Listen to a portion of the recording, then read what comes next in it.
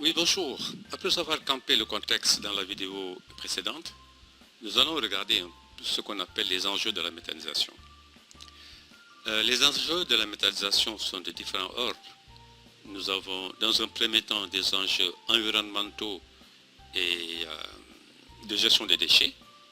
Dans un second temps, des enjeux énergétiques puisque nous produisons de l'énergie. Et dans un troisième temps, des enjeux agricoles puisque nous produisons un fertilisant naturel qui va être utilisé dans la production. Pour présenter le sujet, on va aborder 6 aspects. 1. La place du biogaz dans la gestion des déchets. En second temps, nous regarderons les matières organiques méthanisables. Dans une troisième phase, on va regarder les préalables à la production du biogaz, ce que j'appelais dans la vidéo précédente les présuppositions importantes. En quatrième point, on va regarder le process de production du biogaz. Les conditions physico-chimiques nécessaires à la production du biogaz vont aussi être abordées. Et à la fin de la présentation, on sera capable de définir ce que c'est la méthanisation. Juste rappeler que le biogaz est au cœur du processus de gestion des déchets organiques de façon générale. Et dans des aspects valorisation organique, on verra tantôt comment se fait ces processus de valorisation des déchets organiques. Mais juste vous dire que ça suit un processus biologique qui est issu donc de la voie énergétique et bioénergie. Donc quand on a un déchet, il y a deux voies en général de gestion de ces déchets-là ou de valorisation des déchets. Il y a la voie matière qui est la valorisation matière et une autre voie qu'on appelle la voie énergétique. Dans la voie matière, c'est le recyclage qui se traduit par juste une transformation du produit en autre produit identique, mais peut-être traduit sous une autre forme. Alors que dans la voie énergétique, on a une destruction totale du produit qui va permettre de produire autre chose. Si nous regardons la voie biologique qui nous intéresse dans cette valorisation énergétique, on aboutit à la méthanisation qui va nous permettre de produire et du biogaz et une matière fertilisante qu'on appelle le digestat.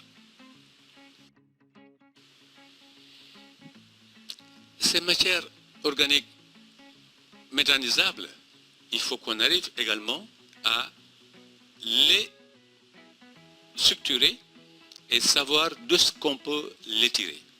Ces matières organiques méthanisables, ils doivent avoir un trait commun, renfermer un minimum d'humidité. Souvent on dit 20% par kilo de matière sèche.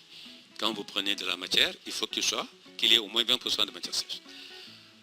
Ces matières proviennent de différentes origines. Donc nous avons des matières qui proviennent du règne animal, donc de l'élevage, des matières qui proviennent du règne végétal, donc de l'agriculture, mais également des matières qui proviennent des bactéries ou des champignons. Voilà ce qu'on appelle les fongites. Et les traits caractéristiques de ces matières, c'est qu'ils doivent renfermer, je disais tantôt, de l'humidité. Ils doivent avoir un potentiel méthanogène minimal qui permet au moins de dire que le produit que nous allons utiliser peut donner du méthane, qui est ce que nous recherchons dans la méthanisation.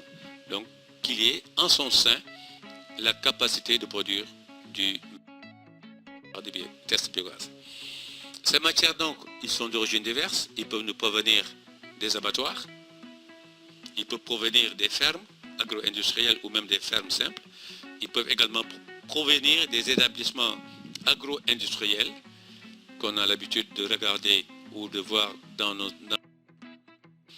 Mais ils peuvent aussi être d'origine urbaine, comme les boues de vidange, les boues des stations d'épuration, les déchets organiques qui sortent de nos maisons, la fraction organique de nos déchets, mais qui sortent également des restaurants, les restes de repas, les épluchures des légumes. Ils peuvent provenir aussi des marchés. Tous les légumes ou les épluchures de légumes qui sont vendus dans nos marchés peuvent effectivement être utilisés quand ils sont collectés dans une unité de production de biogaz. Dans certains contrées, on fait des cultures dédiées, ce qu'on appelle les cultures intermédiaires à vocation énergétique, et ces cultures sont utilisées également pour faire du biogaz. Et d'ailleurs, ça a été la force dans un pays comme l'Allemagne, où le maïs ou les betteraves ont largement été utilisés comme culture énergétique, comme culture intermédiaire à vocation énergétique. Ces matières doivent avoir des caractéristiques physiques intéressantes, physico-chimiques. Il ne faut pas qu'ils créent de l'acidité dans les milieux où ils sont introduits, mais il ne faut pas non plus qu'ils créent de l'alcalinité.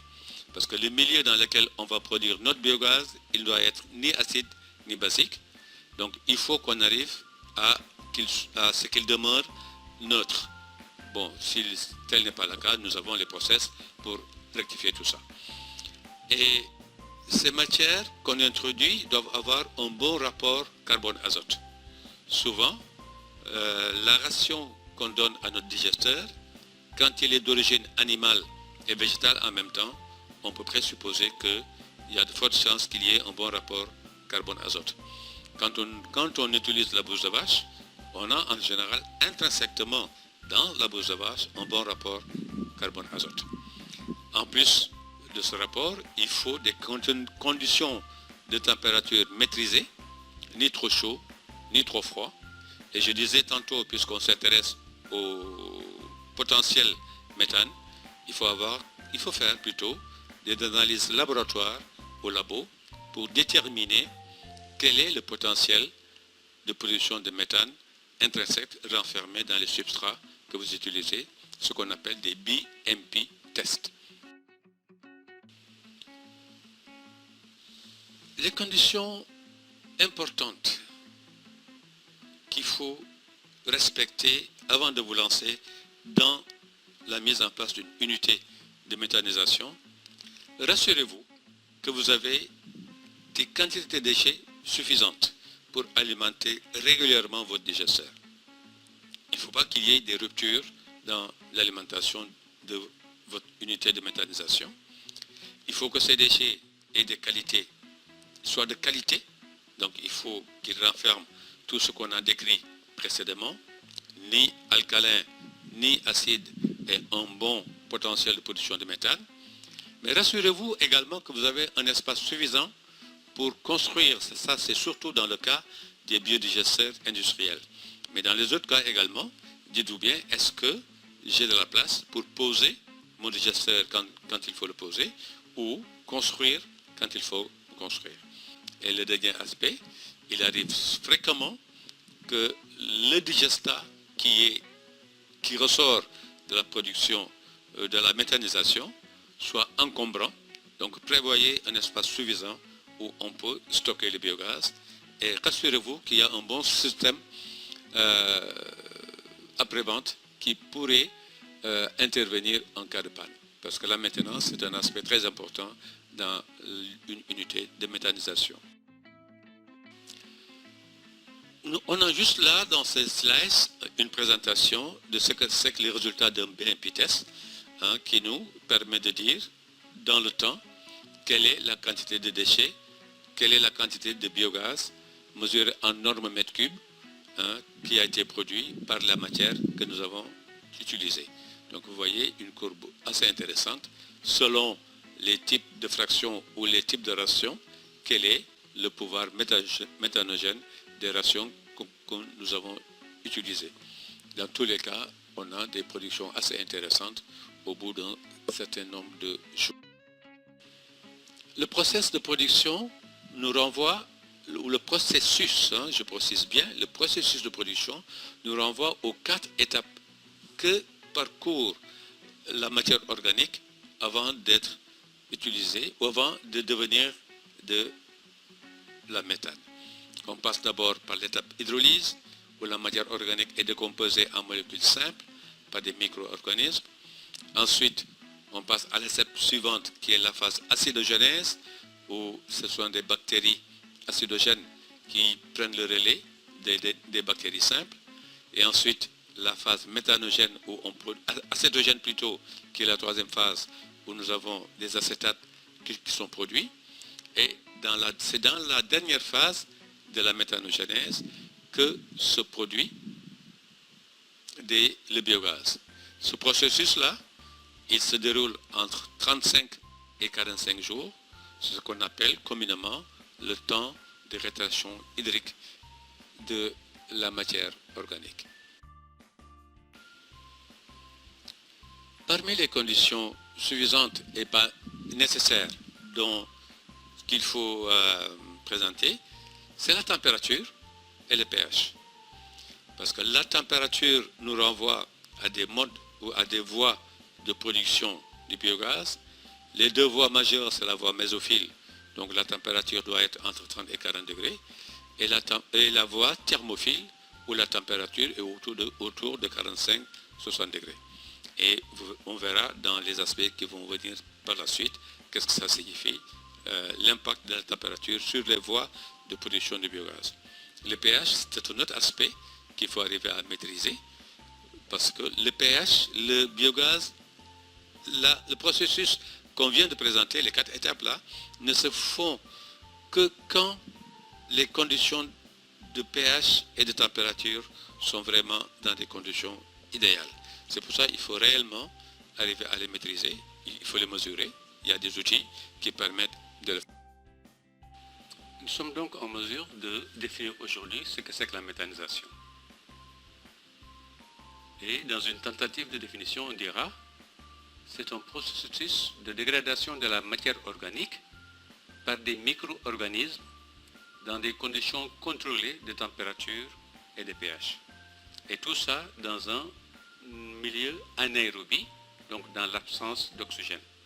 Ça se fait dans un contenant fermé appelé communément biodigesteur ou bioréacteur.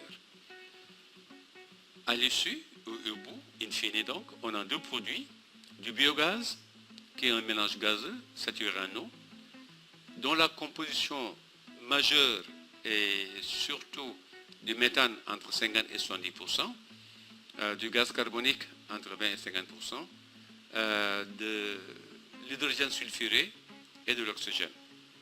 Il y a bien sûr des micro-éléments. Mais dans l'autre produit, c'est la méthanisation sort donc un autre produit qu'on appelle le digesta, qui est un produit humide et humique, qui sert donc à redresser la fertilité du sol et à nourrir la plante. Voilà.